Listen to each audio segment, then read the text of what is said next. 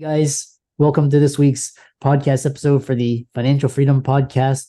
I'm really excited about today's guest, Dominic Teich. He's actually a fighter pilot background, and today he's going to be talking all about the fighter pilot mindset as it applies to business owners, entrepreneurs, athletes, the top 5 tips to being a peak performer, as well as his recent book, Single Seat Wisdom. And with that, I'm happy to welcome Dominic to the show. Welcome. Thanks for having me, Chris. Yeah, we connected through Podmatch, and I love hearing people's stories. It gives me inspiration, angles to talk about. So, let introduce yourself to the audience.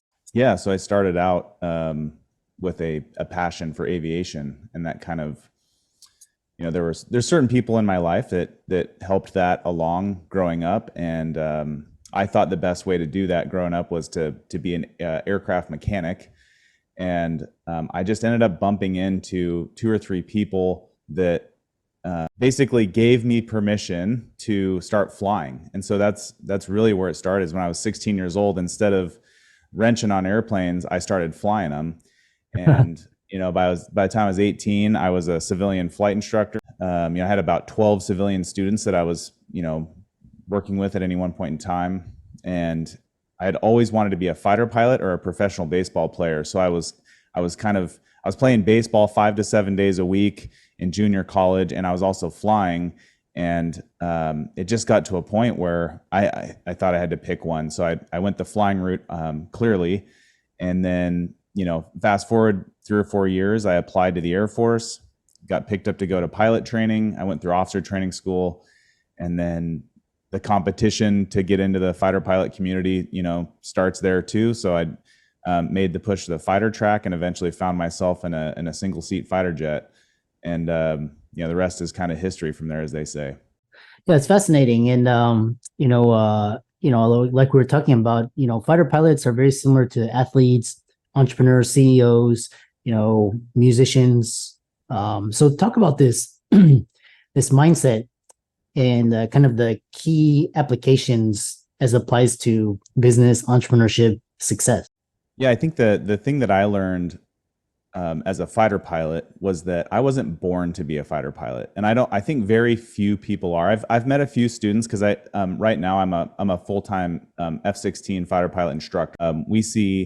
We see students all the way into the 2 and 3 star generals that are coming back to get trained, all the way to the 1 year in the Air Force lieutenant that's learned how to fly a fighter jet. So we have a pretty big expanse of people that we teach, and that I think as a business owner, something to understand is knowing that me personally, and probably most, we're not, we aren't born to be fighter pilots. It's a learned behavior. And so if you're starting a business, just realize you can beat yourself up quite a bit when you make mistakes. And I think knowing that if you want to be an athlete, somebody doesn't step into the batter's box and hit a 100-mile-an-hour fastball from Randy Johnson, right? That's a learned behavior. So it takes time. And the first year, having been a fighter pilot for a number of years, I started a couple of businesses at the same time. And one of them I turned off, and the other one that was really taking off and gave me a bigger why, we kept going. And that one was a passive apartment investing syndication business that I started for fighter pilots. So that one took off. And during the first year, it was a disaster. I mean, it was just like every day is putting out fires, and you're just learning a lot. And I think as a fighter pilot, what I learned was that because it's a learned behavior, it's just a matter of time. I had read books, I had hired people to help, and it's just that first year is just kind of, you just got to kind of roll with the punches. And if you roll out of bed in the morning knowing that you're going to be putting out fires, and that stuff is going to come up that day, I think that's a good mindset to start with, versus, I just want it to be a nice, chill, peaceful day. That's not really what happens in the first year of business ownership, at least in my experience. And I don't know Chris, if you've seen kind of the same thing. You're just learning a lot, that first year. A huge learning curve, and I love this idea. Is like where you kind of expect and you kind of have to adapt. And then, so one thing is, because, with fighter pilots, you're dealing with, these multi-million-dollar planes and equipment. So talk about refining your purpose using fighter pilot planning techniques, because you have to, adjust, and I'm sure the audience would love to hear about that. Yeah, so I mean, there's a simple fast forward through COVID. We started reaching out to a lot of the students to connect with them on a different level. We being myself and 19 other fighter pilots, wrote a book called Single Seat Wisdom, and they're just short, little, punchy, anecdotal stories and chapters written by fighter pilots that you can apply to different, parts of your life. And it was a hobby when I first started it, and then I go, I don't want this to be a hobby. It became a very terrible hobby. So we turned it into a business, and we give all the money to a children's cancer nonprofit. And the reason I tell you that is because in Single Seat Wisdom Volume 2, we wrote a second book with 20 more chapters, and we're actually in the process of writing the third volume right now. But in that second book, there was a test pilot, fighter pilot, astronaut that wrote a chapter specifically, I think, that applies to business owners. And he wrote his chapter called Plan-Execute-Debrief. So I think the big things there is that everybody can realize that, you need a plan to start. Some people overanalyze things. You get stuck in what they call, the analysis paralysis phase, and you're just constantly planning, and you talk to them, Chris, and you're like, hey, how's it going? And they're like, oh, I'm just, tweaking my plan, but they never start. And I'm on the other side of the spectrum. I'll throw a plan together and then I start, because that's how I learn. But there's negatives to both sides, right? If you're me, I need somebody with big brains that can poke holes in my plans. And then, and a lot of times that's my wife, and she'll kind of grab me by the collar and be like, hey, do you think about this? And I'm like, no, I need to fix that part of my plan. And then there's the other side of the people that are just stuck. So I would say when you're in the plan, execute, debrief process, plan enough to get going. Just realize what side of the spectrum you're on, and then surround yourself with people that can either hold you accountable to get you going, or in my case, hold you accountable to the plan and maybe tweak that before you start. The execution phase, that could be every day. It could be every hour. So as you put your plan into action, at the end of the day, at the beginning of the day, start with 5 minutes and just go, hey, where intentionality, like, where am I going with this plan? Where am I going today? And at the end of the day, and even during the day, you can do these little mini debriefs. Actually, now I'm remembering, Single Seat Wisdom Volume 1, Dirty Bird, his call sign's Dirty. He's a Top Gun Air Force instructor, weapons officer, and he wrote this chapter on debrief. And I think that's one of the biggest things that makes American fighter pilots the best in the world. And I'm happy to say I'm part of that group. I am not one of the best. I'm a dude that is happy to be part of that big group, but he has a construct on how to debrief and what that means. So call that giving yourself feedback. But as soon as you're done executing, or while you're executing, you can be debriefing yourself and asking yourself, is this working? And I think a lot of the traps that, especially if you're in investment or business, if things are working, you need to ask yourself the hard question, is it luck? Because I've had some luck, which is fun, but it wasn't due to my own efforts. It just kind of worked out. And so the times that hurt the worst are the ones where you fail. You lose some money. I remember my second or third little apartment complex that I bought totally jacked up the landscaping budget. And so I didn't account for $110,000 in additional work that needed to be done on that property, not to include this one we had roofs were burned off, windows were broken. We had to cut floors to put sewer lines in. So it was, we were spending, anywhere from $80,000 to $120,000 a month. And now I get this bill and I'm like, oh crap, I forgot about this. And that was a very difficult lesson to learn, but I had to debrief myself. And guess what, Chris? I eventually made the money back. It hurt, it stung, but at the same time, it was a good lesson. And I think had I run away from that, I wouldn't have really learned that. So that was part of the debrief. So plan, execute, debrief.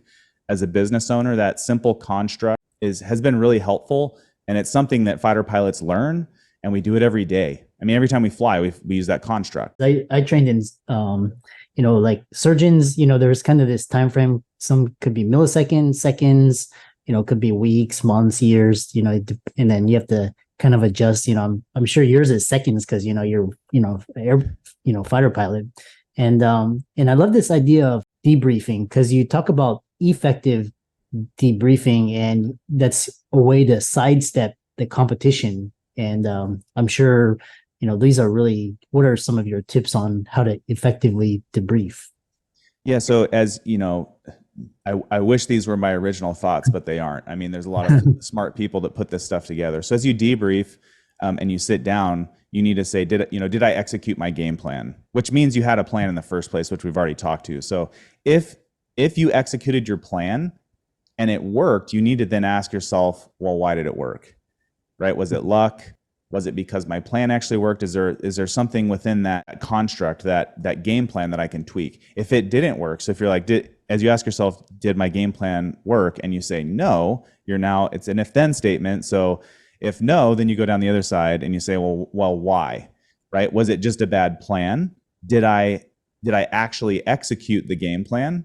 And so you can kind of dig in and figure out, was it me as the business owner? Was it somebody on my team? Was it maybe, and then there's the primary contributing factor, which is what you're looking for.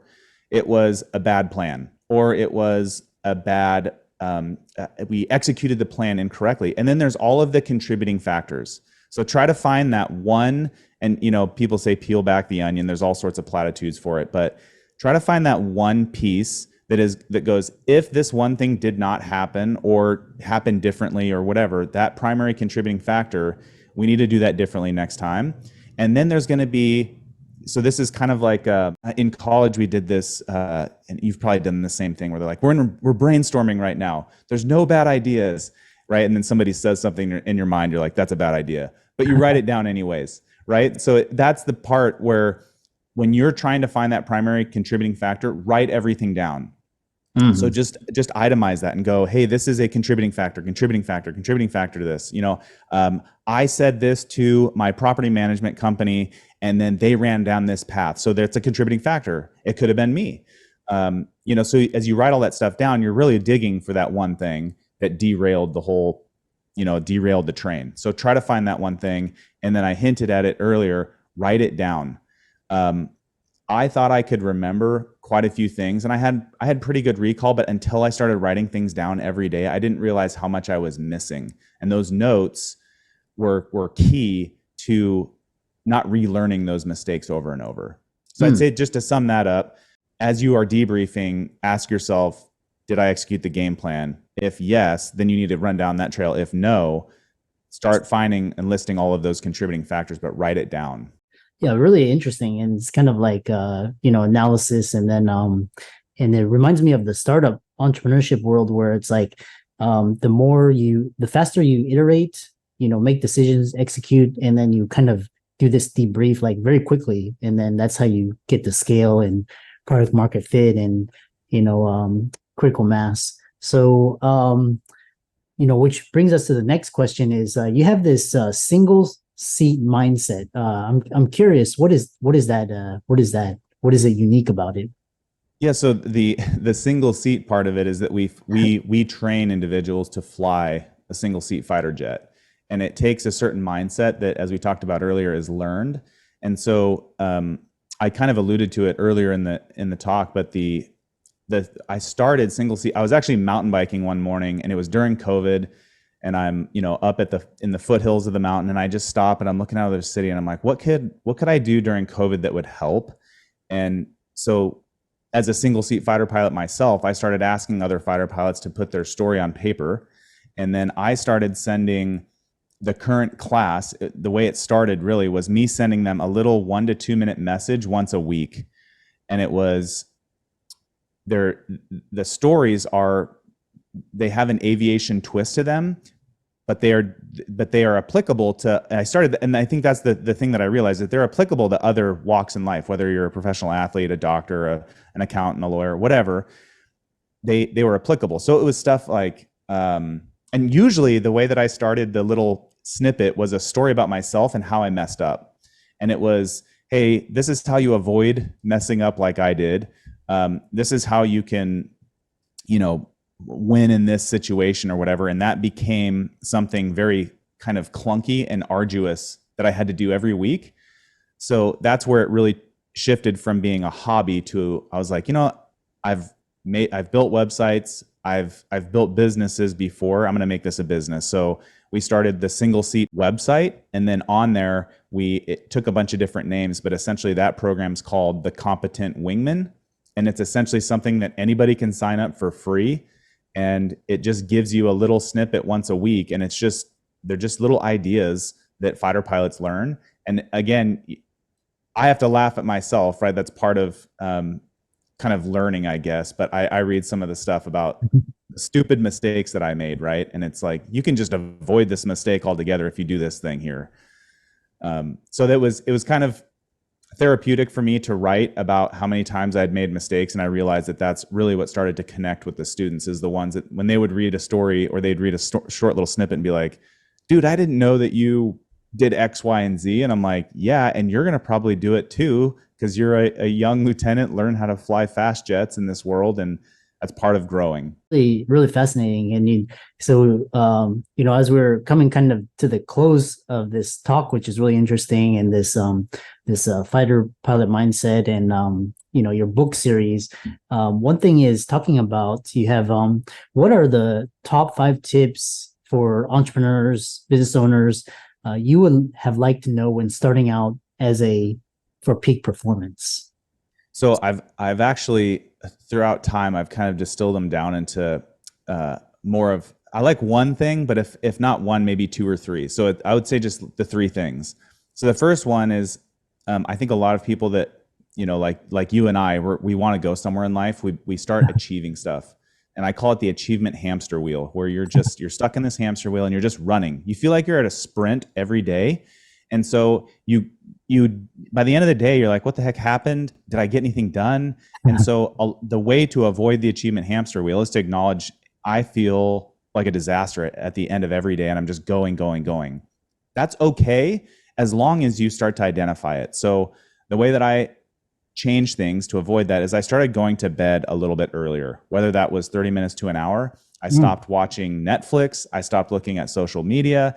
Don't look at any of that garbage. It's just poisoning your mind. So go to bed a little bit earlier, and then I call it the 5 minutes of freedom, or the 5 minutes of whatever you want in the morning. That's where you build your daily plan, whether that's silent prayer, whether that's just focusing on like, what's my intention today? So that's step number 1, is avoid the achievement hamster wheel. Make sure you're getting good sleep. And then when you wake up, before you start your sprint that day, you need to know where you're going. So that's number 1. The next one, number 2, is build a team you can control. And I think the important piece of that is, at least when I started my first business, I fired 80% of the people that I initially hired in the first year. So it's the classic hire slow, fire fast. And I did it opposite. I hired fast, and then I waited way too long to fire a lot of people, and it caused me a lot of problems. It cost me a lot of money. So that team, as you're hiring them, obviously you're going to make mistakes. You're going to hire the wrong people. It's going to happen. It's just a factor in the business. And a lot of the people that I hired weren't the correct people for the job. So I wouldn't hire a heart doctor to fix my foot, kind of the same, and maybe a bad analogy. I'm trying to use like a medical doctor analogy, but in the same vein, I hired an accountant that didn't know how to do accelerated cost depreciation and didn't know how to do all of the stuff that I was doing within the apartment investing business that I was doing. So hire the right people for the right job. Just because they're an accountant doesn't mean that they do the type of accounting that you will need them to do. So build that team. And then more importantly, and I think doctors are a lot like this too. Fighter pilots are definitely like this. You need to fire yourself from jobs that you have no business doing. So I started out doing my own accounting. Terrible idea. I grew up building houses and pouring concrete. So I was doing renovations. I fired myself from that. I'm like, if I'm going to run this business, I can't be swinging hammers and putting up sheetrock. I need to run the business. So avoid the achievement hamster wheel, number 1. Build that team that you can control, and fire yourself from the jobs you have no business doing. And then the last one we've already talked about, it's plan-execute-debrief. So as you're doing that, just realize action. The people that take the action, and more importantly, the correct action, are obviously going to get ahead. I think it was Bucky Fuller that talked about accelerated acceleration, right? So if you can get that, the proverbial flywheel moving, which takes a lot of effort initially, if you can get that thing spinning, it'll generate its own momentum. And as you get going and you go back, like, okay, 5 minutes in the morning, where am I going today? And then as you're working through the day, be like, okay, what's my team doing? Where are my pain points? And then you're like, okay, plan, execute, debrief. And you're running those simple constructs. that's really what changed everything. And now I probably work about 10% of the amount of time that I used to do, and I have 10 times as much stuff going on. Really fascinating. There's, we could spend a whole hour or so on, just those techniques. And, I love this, talking to entrepreneurs, this whole routine and getting enough sleep is like so important, and, eliminating negative influences. How can people contact you, follow you, check your workout, follow you on social media, and so on? Yeah, so the best place right now is singleseatmindset.com. So like a single seat fighter pilot, singleseatmindset.com. And then for the people that hung on for your interview, if you live in the United States or at an APO address, and you go to singleseatmindset.com/podcast gift, it's all one word, all lowercase. The first 3 people to sign up, I'll send them a free copy of Single Seat Wisdom. There's no strings attached. That business is strictly to help a children's cancer nonprofit and to give back. Nice. Yeah, I love that. I love that idea of giving back. And for all the audience out there listening, Dominic for coming on and speaking tons of wisdom and alpha, and all of his resources will be included in the show notes. And with that, thanks so much for coming onto the podcast. Thanks, Chris. I had a great time.